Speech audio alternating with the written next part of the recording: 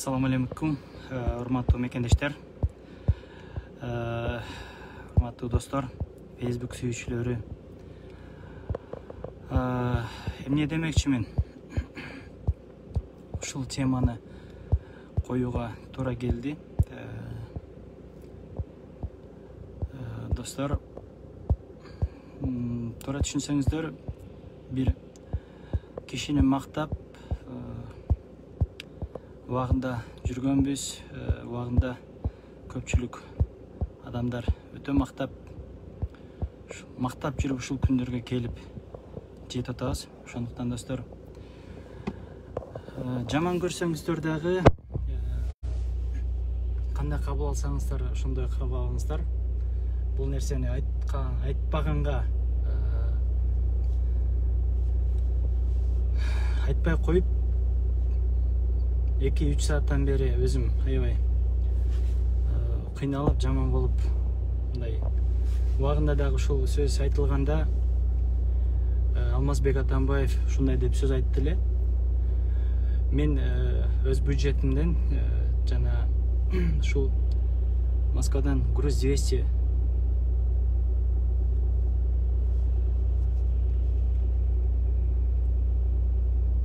Кыргызстанга жеткизүү максатта пиар тараптанбы же жагынуу тараптанбы, жагынуу максаттабы ушундай бир сөз айтты эле. Мен сиздерге акча бөлдүртүп койдум деген сөз айтканда, мындай биздин ошол жактагы Москвадагы мекендештер, убактылуу иштеп жүргөн биздин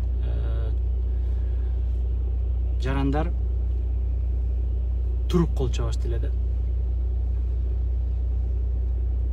Биз ким болдук? Мен азыр соц тармакта эртең менен бир видео чыгарсам, ушул боюнча бир канча сөздөр, бир канча каргыштар, анда мындайлар мен атыма жазылып атат. Ошондуктан достор, мен сиздерге жазсаңыздар, ушул жака жазыңыздар, мен сиздерге түз жооп берейин. Эмне деп каргасаңыздар каргаңыздар, бирок ниет түз болуш керек. Ниет реалдуу жана чын жүрөктөн таза болуш керек. Биз ниетти оңдобойнча, ниетти түз кылмайынча эч оңолбойбуз. Дежурныйлар ошол тегеректеп жүрүп, ушул күнгө келдик. Ошондуктан достор, туура түшүнүңүздөр, туура кабыл аласыздар деп ойлойм. Айтпаганга айла жок. Азыр жанатан бери мага личкама жана башкаларга жазышып, бир итатма айтпаган сөздөрдү айтып атасыздар. Макул, бул күндөрдө өтөт. Убагында да ошол убакыттар болгон, ошол күндөр келген. Ошондо да айткансыздар, ошондо да дегенсиздер. Бир канча сөздөрдү айтып, жамандап, ушундай нерселерди жасап атасыңар деп. Груз-200ден мен аны жан башка сөз менен айта албайм. Бир кагазга ороп айтканда, Кудай сактасын, ар бир ошол сыртта жүргөн ичинде дагы кыргыз жарандарыбыздын өмүрүн берсин. Ниет кылалы, ниетти түз кылалы. Аман эсен Кыргызстанына кайтсын деген сөз кече ошол эл менен жолугушкан Садыр Жапаровда болгон жок. Ооздон чыккан сөз жүрөктөн айтылган жок. Жазып, даярдап алып, пиар компаниянын кылганыбы же ким жазып берген билбейм. Ошону дагы окуп аткан сөзүнү чын жүрөктөн айтып, бурмалап, жакшыраак жеткизип койсо болмок. Айтылган жок. Садыр Жапаров мындайча айтканда мактануу менен айтып атат ал сөздү. Мен Груз-200-ни Кыргызстанга бекер жеткизүү максатта кол койдум. Мен аны кабар приказ кылдым деп айтып атат да. Приказ кылдым деген сөзүндө жаңылыштык болушу мүмкүн. Мен аны мындай азыр неме кылып атам. Кол койдум деп айткан сөзүндө адамдын жүзүндө кайгы болуш керек, адамдын жүзүндө жүрөгүнөн чыккан сөз болуш керек. Ойлонуш керек болчу.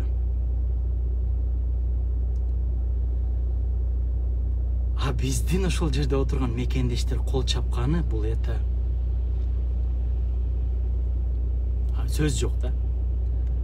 Да, мен тааныган адамдар отурду, мен тааныган адамдар жүрдү ошол жакта. Биз азыр жаман көрөсүздөр мен видеомду көргөндө жана башка болгондо.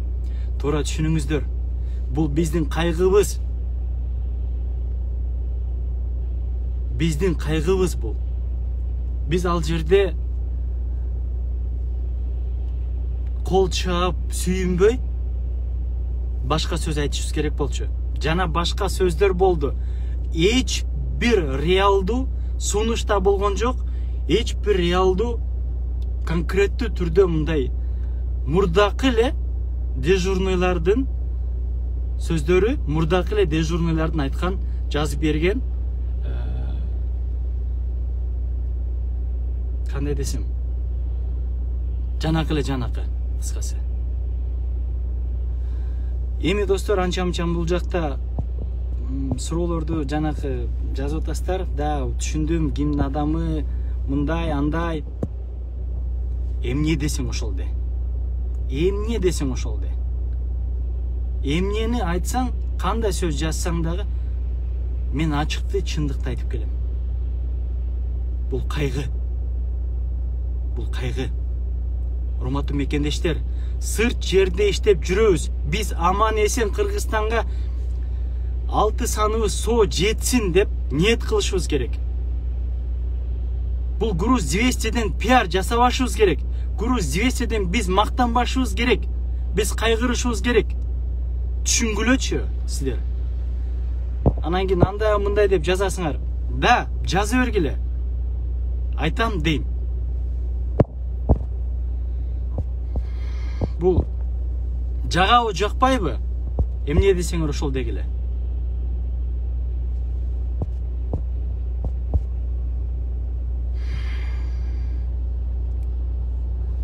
Валейкум ассалам.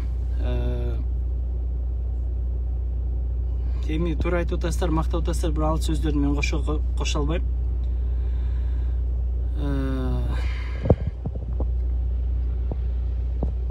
Азыр бул жакта кош жүдөп атат. Мүмкүн болсо кошконго аракет кылайын.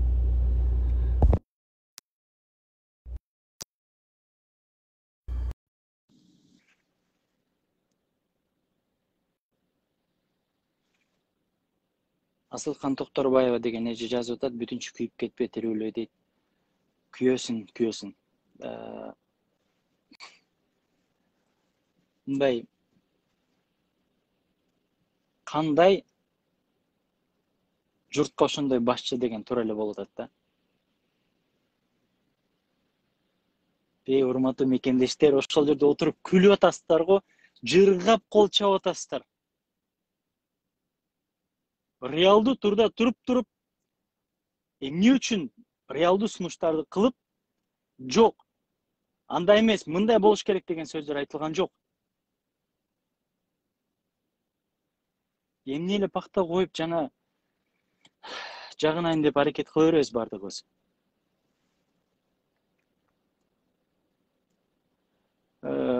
Урматтуу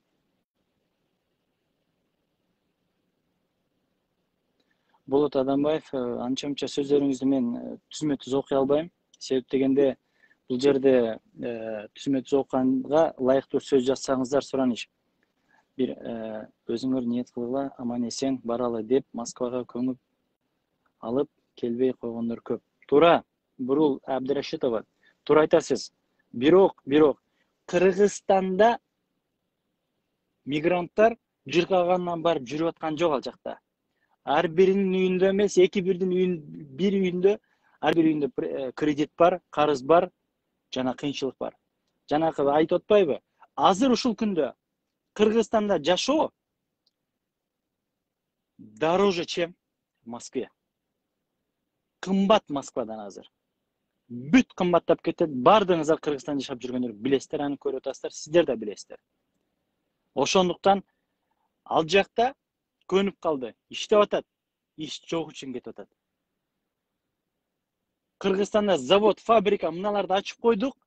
Кудай буйруса Кыргызстанга барып ошол фабрикаларда Кыргызстанда кызмат кыласыңар деген сөз болсо, анда туруп кол чапсаңыздар болмок.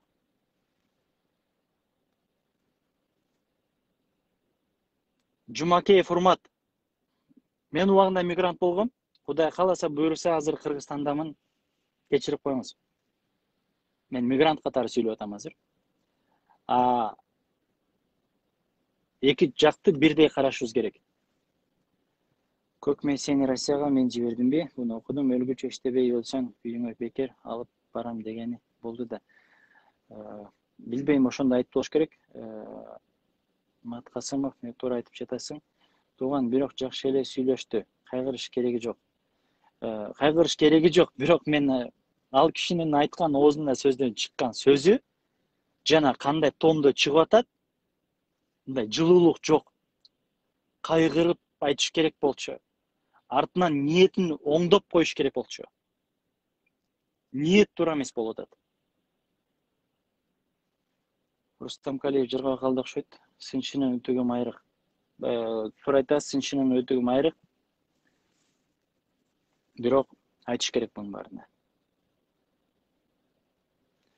Мадумаровдун адамдарын эмне жагат эле? Байзак Таиров дейт. Бул Мадумаровдун адамдарына тиешелүү эмес, бул бүт Кыргызстандын кайгысы.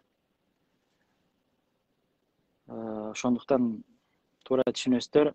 Туура түшүнгүңүздөр келбесе, анда чыгып кетсеңиздер да болот, жакпаса чыккыла. Ошондуктан достор, сиздер кандай ойлойсуздар билбейт экем. Мен үчүн кайгы. Бизде баары жакшы, Кыргызстан тынч, аман эсен болгула. Тынччылык болсун баарыбызда. Эх, Кыргызым, Мырлан мырзабыз күйгөнүнөн мигранттар көйгөйүн жөн териси менен сезип айтып жатат. Жаман комментарий жазбай көрбөй эле койгулачы. Туура айтасыз. Рахмат, Астра Сүйөркулова. Анда өлгөн адамды өзүн алып бар Кыргызстанга, жакпаса кандай айтпасын, жакпайт сагызгандарга. Кеп анда эмес. Мына Дөөлөтбек Орозбаев мындай сөздүн маанисин түшүнсөңүздөр жакшы болот эле. Бирок сөздүн маанисине сиздер маани бербейсиздер, аны билем. Эптеп согуш керек, эптеп жамандаш керек, дизлайк жана башкаларды басышыңар керек деген сөздөрүңүздөр бар го өзүңүздөрдүн. Бирок чындыкты айтып келгенбиз, айтып келе беребиз. Чындыктан эч кыйшыйбайбыз. Кандай болсо ошол деңгээлине башчы келет. Ошондуктан достор, туура түшүнүңүздөр.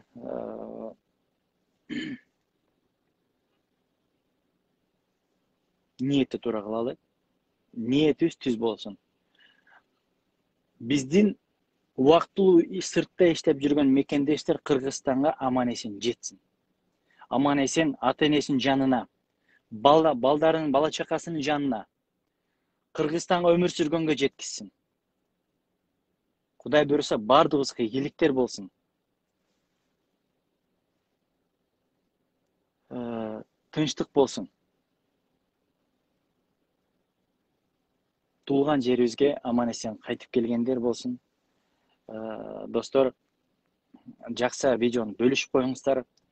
Жакпаса, анда комментарий калтырыңыздар, мен сиздер менен жооп катары жазамын. Туура эмес түшүнсөңүздөр, мен сиздерге туура түшүндүргөнгө аракет кыламын. Мен катуу айтсам кечирим сурайм, анча-мынча адамдардын жеке жагына эч кандай сүйлөгөн жокмун.